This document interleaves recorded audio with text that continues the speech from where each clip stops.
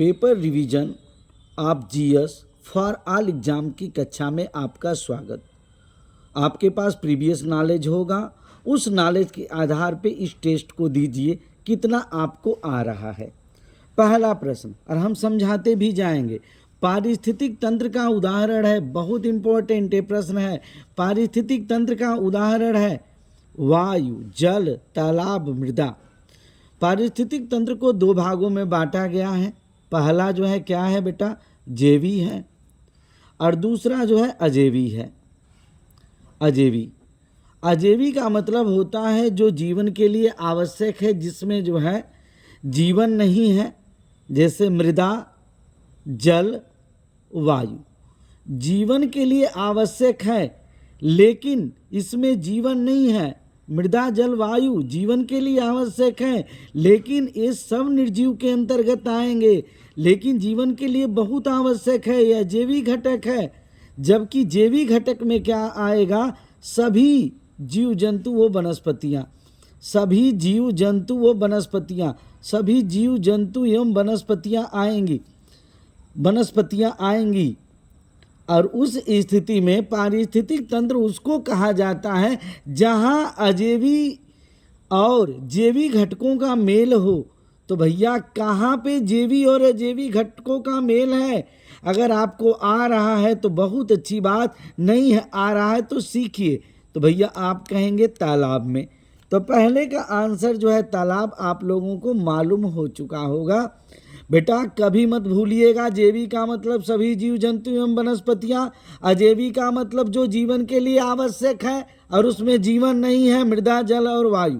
दोनों घटकों का जब मेल होता है तब पारिस्थितिक तंत्र का निर्माण होता है। अजैवी घटक। लेकिन तालाब में जैवी अजैवी दोनों घटकों का मेल होता है, तो पारिस्थितिक तंत्र का उदाहरण तालाब है। दूसरा प्रश्न, कौन जीवी कारक नहीं है? बहुत इंपॉर्टेंट क्वेश्चन है। देखिए वही पूछ दिया बेटा, जीवी कारक नहीं है। पेड़ पौधे, आप कहेंगे हाय सर इसमें जीवन है। जंतु, आप कहेंगे हाय सर इसमें भी जीवन है। सूक्ष्म जीव, आप कहेंगे सर इसमें भी जीवन है। प्रस्तर मतलब पत्थर जो है क्या है, अजैवी घटक है, जीवी कारक नहीं है। अगर आपको आ रहा था तो बहुत अच्छा बेटा, नहीं भी आ रहा था तो सीखना है, तो इसका ऑप्शन डी होगा। अब ये क्वेश्चन बड़ा इंपॉर्टेंट है, ये तो आप लोगों को आना ही चाहिए। अधिकतर पेड़ पौधे पाए जाते हैं स्थल मंडल में, जल मंडल में, वायुमंडल में, प्रकाश मंडल में। तो भैया वायुमंडल में पेड़ पौधे नहीं पाए जाते हैं, प्रकाश मंडल में पेड़ पौधे नहीं पाए जाते हैं। अब इन दोनों बातों में है, आप डिसाइड कर चुके होंगे। यदि आपने डिसाइड कर लिया है तो बहुत अच्छी बात। स्थल मंडल में इसका आंसर होगा, स्थल मंडल में। अब आते हैं चौथा प्रश्न।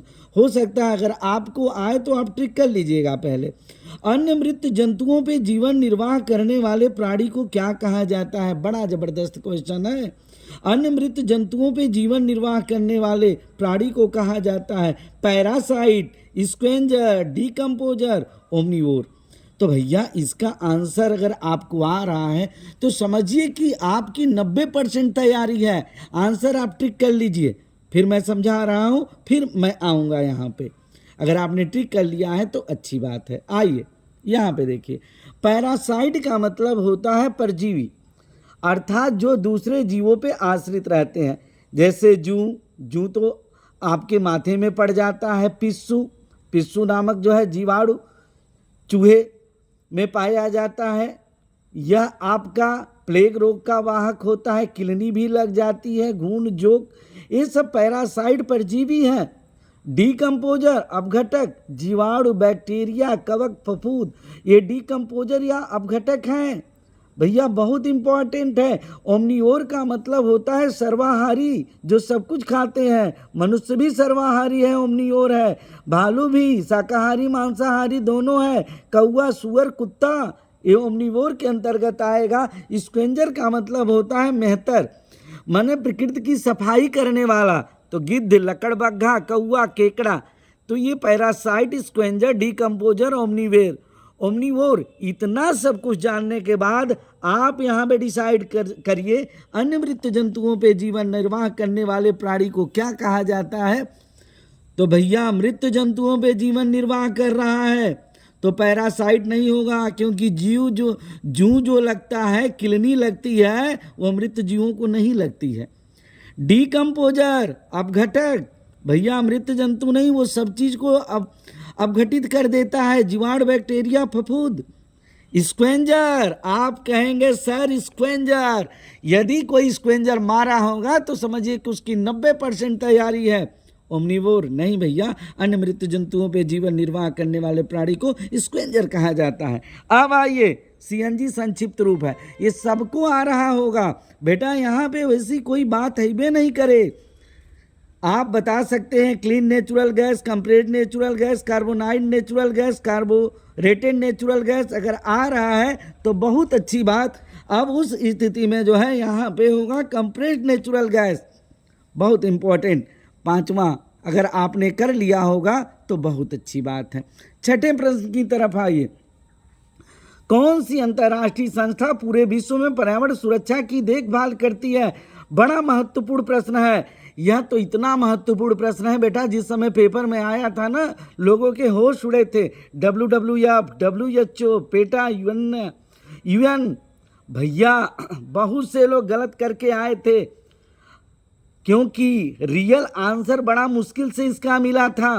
कौन सी अंतर्राष्ट्रीय संस्था पूरे विश्व में? आप अपना आंसर दे लीजिए, अब हम व्याख्या पे चल रहे हैं। आइए, सबसे पहले जो है अंतर्राष्ट्रीय संस्था पूरे विश्व में पर्यावरण सुरक्षा की देखभाल करती है, वो है UNEP, UNEP, united nations environment programme, united संयुक्त राष्ट्र पर्यावरण कार्यक्रम। इसका मुख्यालय केन्या नैरोबी में है। UNEP तो ऑप्शन में दिया नहीं था। IUCN, international union for conservation of nature, बहुत इंपॉर्टेंट है, कई बार पूछा गया है। IUCN का full form international union for conservation of nature. Glenn Switzerland में, भैया ये भी एक जो है अंतर्राष्ट्रीय संस्था है जो पूरे विश्व में पर्यावरण सुरक्षा की देखभाल करती है। WWF, world wide fund for nature, 1961 में ग्लेन स्विट्जरलैंड में। यह क्वेश्चन बहुत इंपॉर्टेंट था बेटा, अगर UNEP ऑप्शन में होता तो आप ठीक करते, IUCN ऑप्शन में रहता तो ठीक करते, WWF ऑप्शन में था लेकिन बहुत कम बच्चों ने ट्रिक किया था। यदि आपने ट्रिक किया था तो समझिए कि लगभग बहुत अच्छी आपकी तैयारी चल रही है। तो यहाँ पे भैया छठा का ऑप्शन क्या होगा? WWF, world wild life fund for nature, बहुत इंपॉर्टेंट है। अब आते हैं बेटा 7वां प्रश्न। 7वां बहुत आसान है, आप लोगों को आ रहा होगा। कीटनाशियों के अत्यधिक इस्तेमाल से कौन सा प्रदूषण होगा? भैया कीटनाशकों के अत्यधिक इस्तेमाल से आप ट्रिक कर लीजिए, वायु प्रदूषण, ध्वनि प्रदूषण, जल प्रदूषण। हाँ, लेकिन कीटनाशकों का जब अधिक प्रयोग होता है बेटा तो प्रदूषण होता है जल प्रदूषण। अब 8वां क्वेश्चन भी बड़ा इंपॉर्टेंट है, बहुत इंपॉर्टेंट है, ट्रिक करिएगा। लवण जो जल का अवशोषण करता है वो क्या कहलाता है? यहाँ पे बेटा एक ही जो है उचित ऑप्शन है, और उस स्थिति में आपको ट्रिक करना है। जल के अवशोषण करने वाले लवण को आप देख लीजिए, आप ट्रिक कर लीजिए, उसको हम हाइग्रोस्कोपिक लवण कहते हैं। तो मैंने आज आपको टेस्ट 1 में 8 प्रश्न दिया था, 8 का 60% होता, 8 छक्के 48, 5 क्वेश्चन।